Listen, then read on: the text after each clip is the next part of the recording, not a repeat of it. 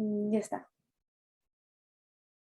Buenos días, profesor. En esta oportunidad, nuestro grupo, conformado por Samantha Torres, por Manina Mesa, por Edison Jumpa, por Cao Brandon y el que les habla, mi persona Elías Espinosa, vamos a hablar y explicar acerca de las tres semejanzas y tres diferencias entre las posturas de Popper y Kuhn. Y para esto le voy a dar el pase a mi compañera Samantha para que nos explique sobre la primera semejanza. Para Popper, una teoría científica debe ser refutable, mientras que Kuhn afirma que todo paradigma posee anomalías. Por ello, la primera semejanza entre estos dos autores es la admisibilidad o la posibilidad de anomalías en la ciencia. Es decir, una teoría científica no es perfecta en su totalidad, pues pueden surgir ciertos sucesos que no podrán ser explicados con la teoría. La semejanza radica en la existencia de anomalías, no en lo que éstas generarían después en la veracidad o falsedad de una teoría. Nuestra segunda semejanza es que tanto para Popper como para Kuhn, la ciencia intenta explicar la realidad. Para Popper, las explicaciones se dan a través de teorías científicas, pero también las de índole metafísico pueden explicar ciertas realidades, pero de una forma vaga. Asimismo, Kuhn manifiesta que métodos preestablecidos explicarían la realidad, esto dentro de lo que se conoce como ciencia normal. Nuestra última semejanza es que Popper hace una distinción entre una teoría tipificada como no científica, o como él la llama, pseudocientífica. Con esto no pretende decir que carezca de valor o no tenga sentido, sino que trata de trazar una división entre los enunciados de las ciencias empíricas y los demás enunciados, ya sean religiosos o metafísicos. Del mismo modo, Kuhn diferencia los posibles paradigmas, que explicarían un fenómeno, pero con ello no establece una distinción en cuanto a importancia. Por ejemplo, el modelo newtoniano y la interpretación aristotélica de la caída de cuerpos. Ambos paradigmas explicaron en su momento una interpretación del problema, pero eso no quiere decir que uno sea más importante que el otro.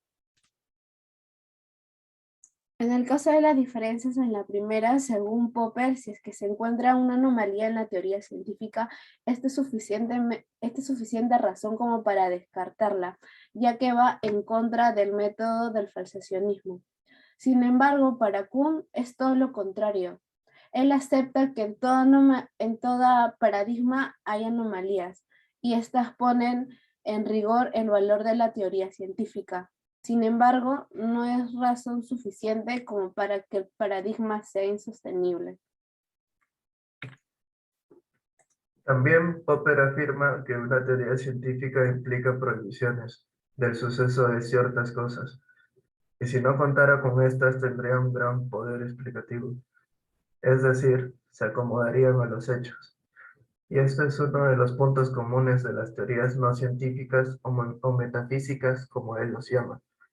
Por otra parte, Kuhn usa el término de paradigma, que vendría a ser más general, y que su función es servir como marco de referencia para la teoría. Él explica que un paradigma se convierte en ciencia normal solo cuando obtiene el reconocimiento de la comunidad científica. Claramente la diferencia está en qué criterios se utiliza para decidir qué paradigma o teoría sea científico y qué no.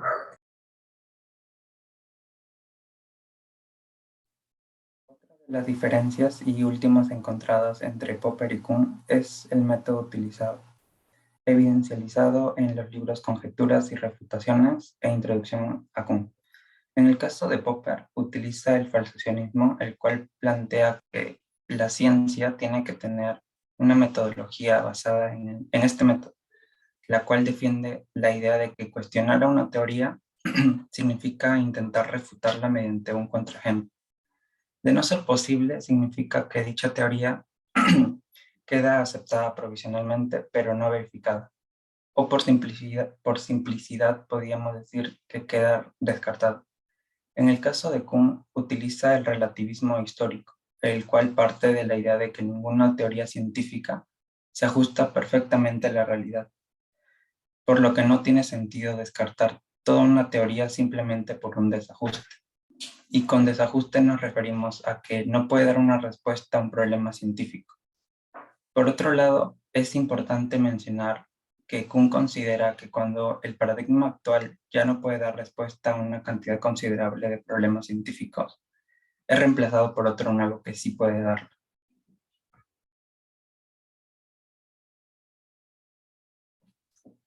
Gracias por su atención. Eso fue la presentación del Grupo 1 de Filosofía.